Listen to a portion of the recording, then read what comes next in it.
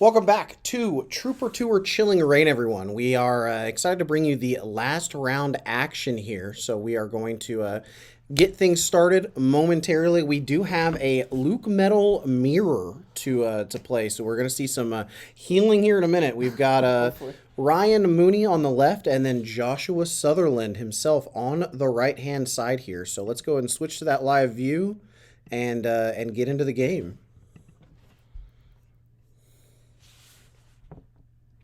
All right. So we're about to start. So this is presumably, at least for Sutherland, a winning situation. So they both start Zacian. Yeah, and I believe actually I said it incorrectly. I believe Sutherland is on the left here in the silver, and then Ryan is on the right in the pink. So we've got an attach and then an intrepid sword to draw 3 cards from Josh here. It's pretty much your perfect start, I think, if you're on the going first. Yeah, you definitely want to make sure you have his Zacian in play. All right, we see nothing, no supporter or anything, just an attach and an intrepid sword on the right-hand side as well. Have another attachment here on the Zacian. No way to truly capitalize and do anything crazy like if you get quick ball here, discard a metal energy, and then like switch into the doll saucer onto the Zacian. You could do the 230 here, but it doesn't look like he quite has all of that. Looks like he's going for a more like of a setup, to go ahead and establish play the long game. Quick ball discarding Zamazenta. Zamazenta not truly of anything great note as far as the mirror match goes. It's not useless or anything because it does discard special energy with its attack. But most of the time you're going to want to just be hitting with 230.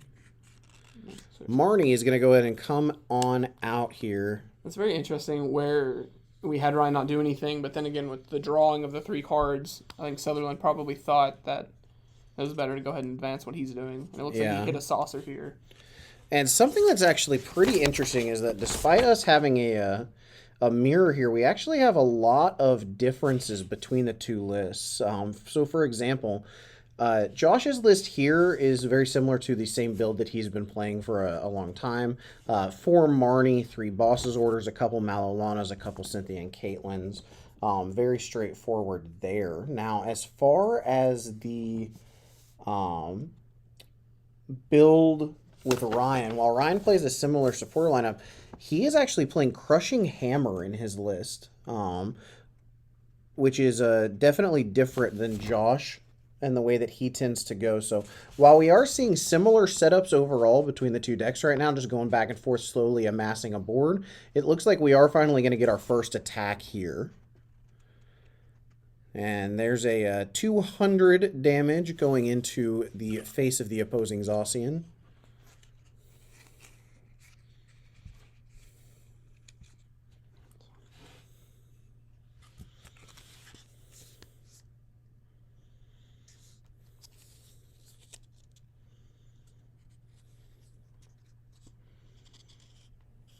All right, there's that Crushing Hammer.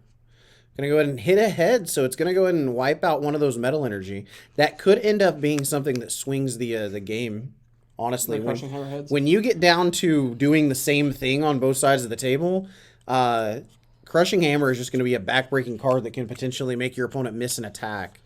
I think definitely with the control style these decks are playing and the length that this game is likely to go, having 4 less energy or even 2, is a big deal. Yep. And especially with that very first heads just already being a heads. We're looking at least a good game, a good back and forth, a long setup. A lot of Zacians attacking here. The chaotic swell here.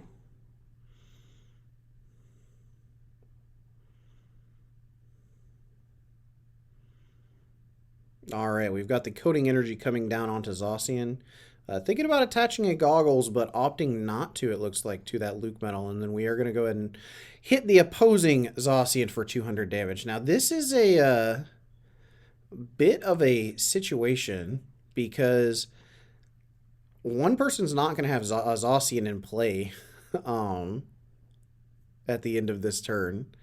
And that's just not a great place to be. Marnie going to go ahead and come down, draw some metal energies.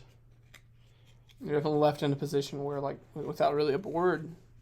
And also with no energy on that LucMetal, so you can't even like try and catch up by using Full Metal Wall. So the doll is going to go ahead and crack here, go to the bottom of the deck, remove that Zacian effect, letting it attack for a second turn in a row, and finishing off the opposing Zacian, leaving a... Really an empty board? Yeah, just a totally blank board for Ryan here. And like we've said, when you fall behind significantly with this deck, it is really not this deck's thing to like make a big flashy turn and reset up a board. There's no Crobats, there's no Dedenes. Yeah, see, even here, this is literally just a draw and then a Marnie.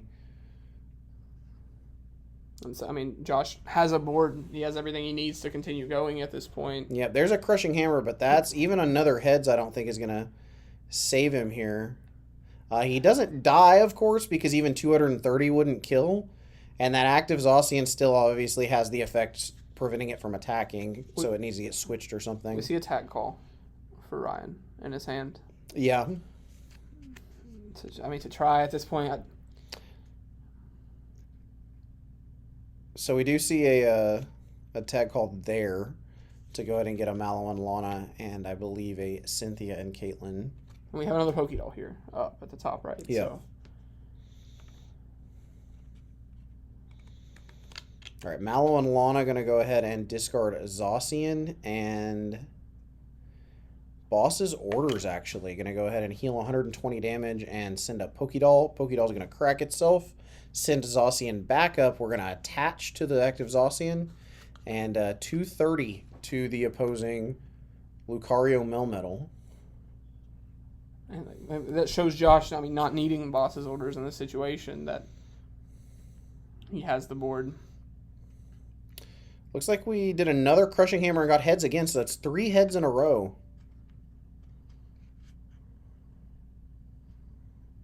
I don't know if, that'll be Cynthia enough. and Caitlin getting Marnie back here. We're going to go ahead and attach.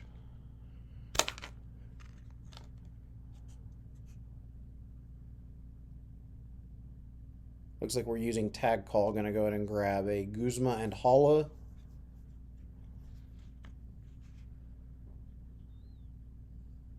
And a Mallow and Lana. I'm just not convinced that there's going to be another turn. To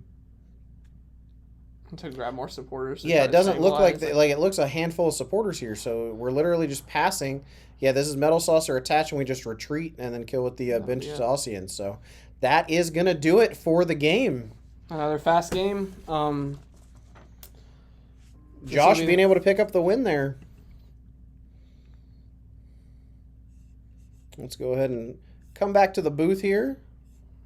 But yeah. Another fast one. Yeah, another fast one.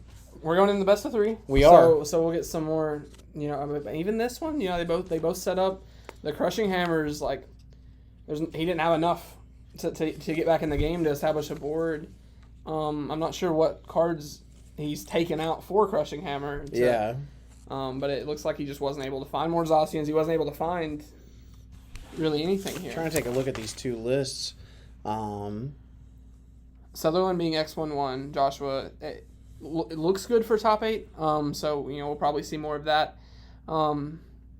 as well. But yeah, Joshua like is very good with his deck. He plays it a lot. Plays a lot of online events and travels with it. So very confident in it and was able to pick up a pretty quick win there to go into top 8. Have you been able to see here? I mean, there's quick balls. I mean, he has. Yeah, I mean, it all just appears to be similar. I'm not sure, other than just like trimming counts. Like we've got 3 doll here, 2 doll here, things like that. But even like the goggles and stuff are obviously in both. I'm not quite sure where that extra space is coming from, but Ryan's definitely prepared to play a long game, and that's how we started with it, thinking it would be a very long, drawn-out thing where Crushing Hammers would matter, and it did not look...